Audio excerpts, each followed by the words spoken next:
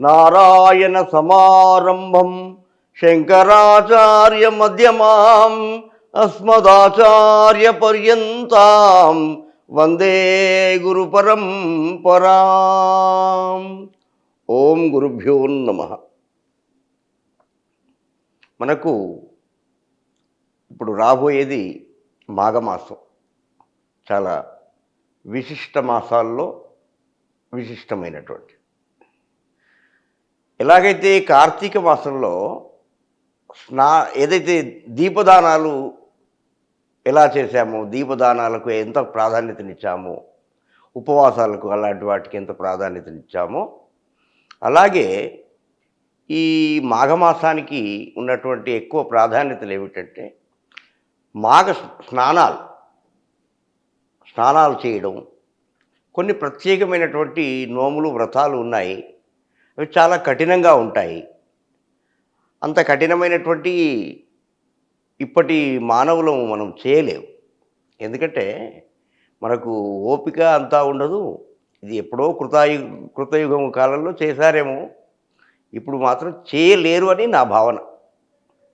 చేయగలిగేవారుంటే సంతోషమే. ఇకపోతే మాఘమాసంలో ఉన్నటువంటి స్నానానికి ఎందుకు విశిష్టత ఉంది అని అంటే, మనకు ఆకాశం నుండి ఫిబ్రవరి 20వ తారీఖు నుండి మార్చి 30 తారీఖు వరకు ఆ ప్రాంతంలో ఆకాశం నుండి సూర్యుడు ఉదయించక మునుపు అతి నీలలోహిత కిరణాలు, పరారుణ కిరణాలు అని ఆకాశం నుండి ప్రసారమవుతూ ఉంటాయి. ఆ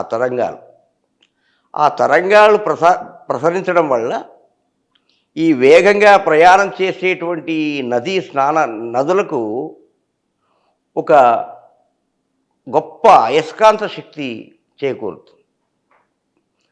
ఆ స్నానాలు చేయడం వలన పుణ్యంతో పాటుగా చక్కటి ఆరోగ్యం కూడా లభించే అవకాశం ఉంది. అందున ఆరోగ్యం భాస్కరాదిచ్చేది. ఆరోగ్యాన్ని ఇచ్చేది ఎవరు?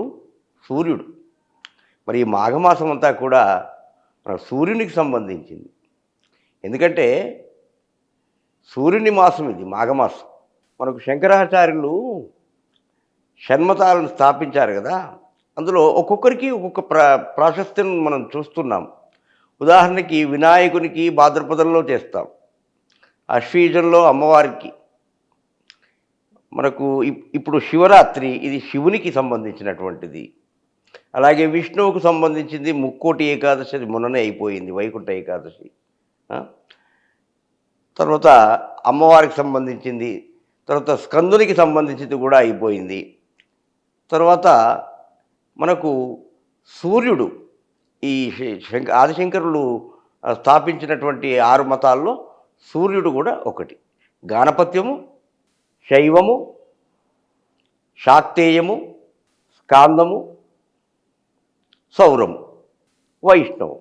కాబట్టి ఈ మాఘమాసంలో స్నానాలకు అత్యధికంగా ప్రాధాన్యత ఇవ్వడానికి గల కారణం ఏమిటంటే, ఈ యొక్క ఇంతకుముందే నేను చెప్పినట్టుగా ఆ కిరణాలు వచ్చి ఈ నీటిని తాకడం వల్ల ఆ నీటికి ఒక గొప్ప బ్రహ్మాండమైనటువంటి శక్తి వస్తుంది. అయితే ఆ స్నానం చేసేటప్పుడు ఏదైనా మనకు వచ్చిన శ్లోకాలు చేస్తే తప్పకుండా మనకు పుణ్యము, పురుషార్థం రెండూ దక్కే అవకాశాలు ఉన్నాయి. వీలైన వారు తప్పకుండా ప్రవహించే నదుల్లో ఎక్కువగా స్నానం చేయాలి.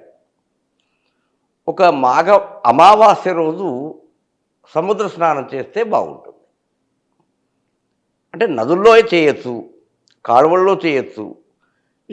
ఇక ఇంట్లో చేసేవారు, అంటే అనారోగ్య కారణంగా లేదా ఉద్యోగరీత్యా కానీ ఇతర ఏ కారణాల చేతనైనా కానీ నదులకు తర్వాత సముద్రాలకు వెళ్ళలేనటువంటి వారు ఇంట్లో స్నానం చేసేటప్పుడు, ముఖ్యంగా ఈ మాసంలో నువ్వుల దానం శ్రేష్టమైంది. కొన్ని నువ్వులు తలకు నూనె రాసుకొని తలపైన కాసిన్ని నువ్వులు వేసుకొని తలస్నానం చేయాలి ఈ 30 రోజులను. మరి 30 రోజులు వరుసగా స్నానం చేస్తే జలుబు అవుతుందేమో గురువుగారు అనేవాళ్ళు కూడా లేకపోలేదు. అవుతుంది. టాబ్లెట్ వేసుకోండి. అయితే ఇంకొకటి ఏమిటంటే మన సనాతన ధర్మం ఏం చెప్పింది? తలకు నూనె రాయడం వలన ఈ నీళ్లు అనేటువంటివి మన మెదడులోనికి చేరే అవకాశం లేదు. దానివల్ల జలుబు రాదు. నూనె రాసుకోవడం యొక్క ఉద్దేశం మెదడుకి మంచి చల్లటి శక్తిని ప్రసాదించడము. తర్వాత ఈ తిలతైలం ముఖ్యంగా నువ్వుల నూనెను వాడాలి తలకు పెట్టుకునేటప్పుడు. ఎందుకంటే మన యొక్క పీడలు ఏమైనా ఉంటే తొలగిపోతాయి. నువ్వుల నూనెకు మాఘమాసంలో ఎక్కువ మనకు ప్రాశస్త్యం కనబడుతుంది.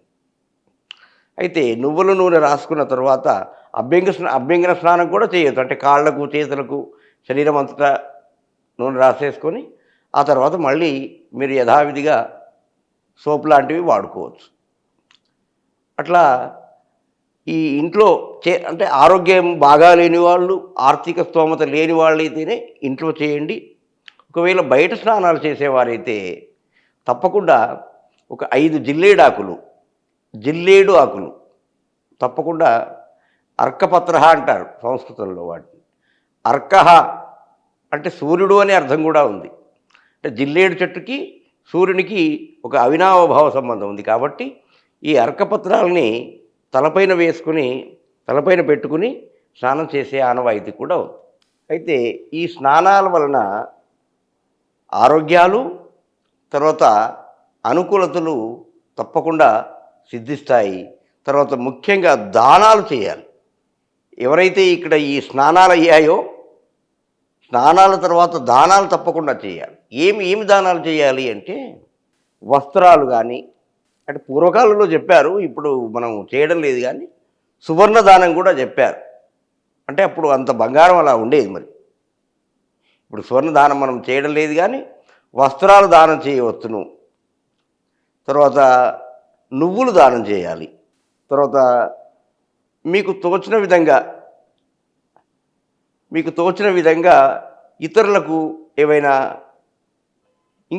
ఇంకే రకమైనటువంటి పుస్తక సామాగ్రి కానీ, పిల్లలకు కొంతమందికి పేద పిల్లలు ఉంటారు, వాళ్ళు పుస్తకాలు దొరక్క కూడా ఇబ్బంది పడే వాళ్ళు ఉంటారు. అలాంటి వాళ్ళకు పుస్తకాల కొరకు డబ్బులు ఇవ్వకుండా పుస్తకాలు కొని వారికి ఈ మాసంలో ఇవ్వండి. ఏదైనా అవసరమైనటువంటి కాంపిటేటివ్ ఎగ్జామ్స్ రాసే వాళ్ళు ఉంటారు కొంతమంది, వాళ్ళకు పెద్ద డబ్బులు పెద్ద మొత్తంలో పెట్టుకొని కొని చదువుకునే స్తోమత లేని వారికి దానం చేయండి, చాలా పుణ్యం దక్కుతుంది. ఈ మాఘమాసాన్ని మనం చక్కగా వాడుకుందాం. ప్రతిరోజు స్నానం ఆచరించి ఆ శివుణ్ణి మనసారా, ఆ విష్ణువుని మనసారా మనము పూజించినట్లయితే ఇహలోకంలో సుఖాన్ని, పరలోకంలో మోక్షాన్ని పొందవచ్చు. స్వస్తి.